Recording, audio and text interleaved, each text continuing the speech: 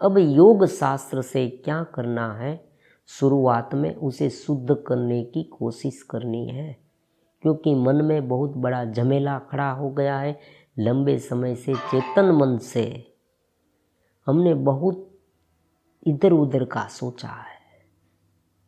ये केवल वर्तमान जन्म की बात नहीं, अनेक जन्म की बात है।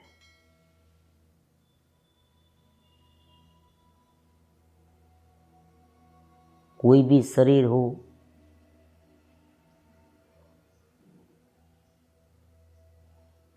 अलग अलग प्रकार के भाव, अलग अलग प्रकार के पाप कर्म, विपरीत कर्म, दोष युक्त कर्म हुए होंगे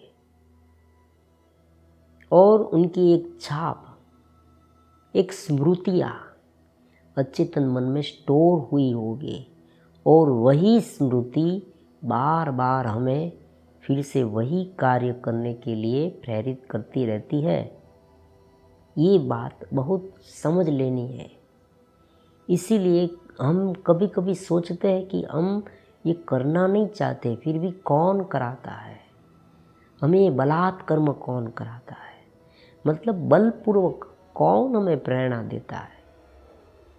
कभी आप शांत बैठे, आप में पवित्र विचार है और एकाएक आप में अपवित्र कोई विचार आने लगे, आपको ऐसा लगेगा कि भाई ये क्या हुआ, मैंने आज अभी तो कुछ सोचा नहीं, तो ये कहाँ से आया। ये भीतर से आता है।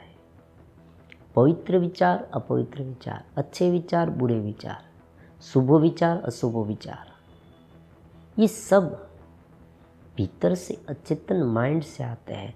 उसे स्मृतियाँ कहते हैं। योग शास्त्र में स्मृति प्रमाण, विपर्य, विकल्प, निंद्रा, स्मृतयः, 5 प्रकार की वृत्तियाँ है। ये जो 5 प्रकार की वृत्ति है वो क्लिष्ट भी हो सकती है, अक्लिष्ट भी हो सकती है। वृत्तय पंचतय क्लिष्टा अक्लिष्टा,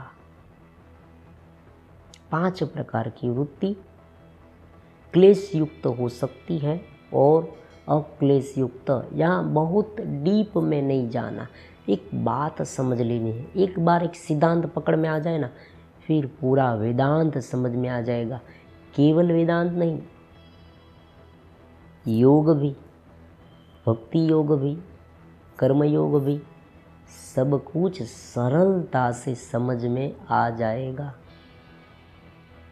केवल एक बात समझ लेने से।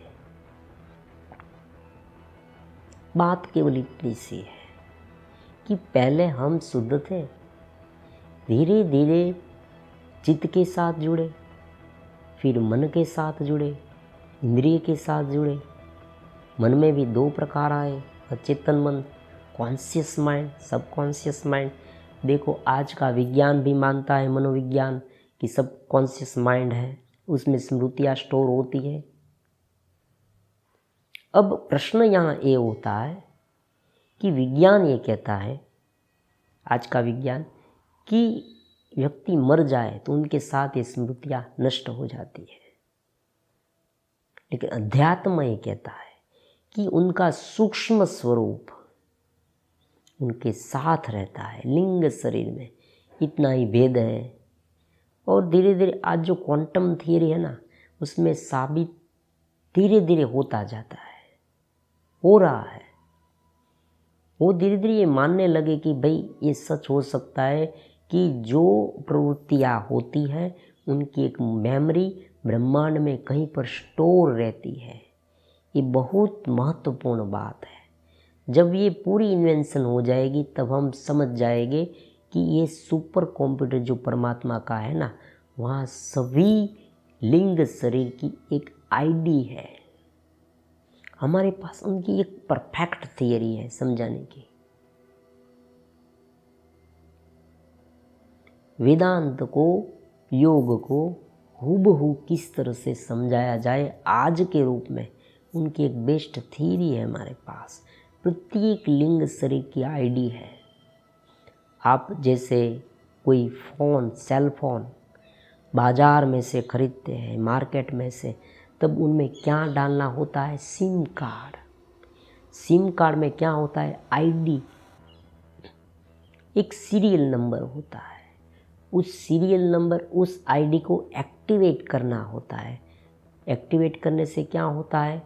जो मेन कंप्यूटर है उनके साथ आपका आईडी कनेक्ट हो जाता है। फिर आप जैसे ही बात करना चाहते हैं किसी व्यक्ति से, तो आपका जो आईडी है वहाँ से कॉल आएगा, उनका जॉइन, उनके साथ दूसरे व्यक्ति जिनके साथ आप बात करना चाहते हैं उनको कनेक्ट किया जाएगा। ये सब ऑटोमेटिक रचना इसमें फिट कर दी गई है। उसी तरह से यहाँ भी है, प्रत्येक व्यक्ति की एक आईडी बनी हुई है। तो हम जो कर्म कर रहे हैं अचेतन माइंड में स्टोर होते हैं, उन्हीं के साथ साथ सूक्ष्म शरीर में उनके संस्कार स्टोर होते जाते हैं। और ये डेटा बैंक पूरी सुपर कंप्यूटर ब्रह्मांड में कहीं पर है, वहाँ कोई अंतर नहीं है। ये बात बहुत समझ लेनी है। फिर से कोई एक अलग वीडियो में हम ये पूरी बात समझाने की कोशिश करेंगे कि वहाँ डिस्टेंस नहीं है। डिस्टेंस केवल कहाँ पर है? समय और स्थल जागृत में।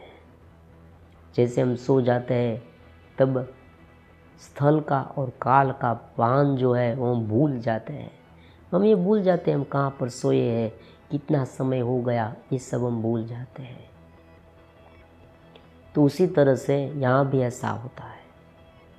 देखो मोबाइल में भी जब आप किसी को कॉल करते हैं, वो अमेरिका में हो या बॉम्बे में हो या कलकत्ता में हो, कहीं पर भी हो, रिंग बजती है क्योंकि वो कनेक्ट है। उसी तरह से हमारा आईडी परमात्मा के साथ 24 आवर्स कनेक्ट है, ब्रह्मांडीय कंप्यूटर के साथ, ईथर के साथ। तो ये सब जीवंत है, ये नाश होने वाला नहीं है। इसीलिए समझना होगा कि वर्तमान जीवन में किए गए कर्म की एक सूक्ष्म छाप, स्मृतियाँ स्टोर होती है और उन्हीं के आधार पर फिर से अचेतन माइंड में जो सुस्मृतियाँ पड़ी है वो फिर से जागृत होती है। अब क्या होता है, जैसे कोई व्यक्ति जन्म लेता है तब उनका जो सूक्ष्म शरीर, उनके आईडी के साथ जो संस्कार कनेक्ट थे ना, वो अचेतन माइंड के साथ कनेक्ट हो जाते हैं। और चेतन माइंड जो है वो उनके इंद्रिय के अनुरूप शुरुआत में परमात्मा क्लीन कर देते हैं। मतलब बच्चा है अभी एकदम कोरी ब्लैंक पार्टी है, ब्लैंक पेपर जैसा है। धीरे धीरे उसमें संस्कार हम प्रकट करते हैं। मतलब बाहर का जो वातावरण है उनके अनुरूप उनमें अलग अलग प्रकार की वृत्तियाँ उत्पन्न होती है। फिर धीरे धीरे ये जो संस्कार थे पुराने वो भी बाहर आने लगते हैं। ये बहुत ही जटिल कॉम्प्लेक्स रचना है। इसी रचना को सुधारने के लिए यम नियम का पालन करना पड़ता है, क्योंकि अगर हमें हमारे मूलगत स्वरूप को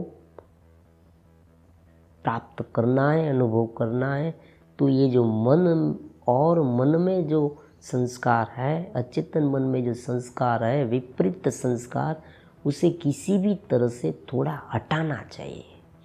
क्योंकि अगर इसमें ही उलझे रहेंगे 24 आवर्स, तो हमारे मूल स्वरूप का अनुभव किस तरह से कर पाएंगे। यहाँ यम नियम की व्याख्या आ जाती है, बहुत डीप में नहीं पढ़ना। मूल सिद्धांत को अगर समझ लेंगे ना तो सब कुछ आसान हो जाएगा।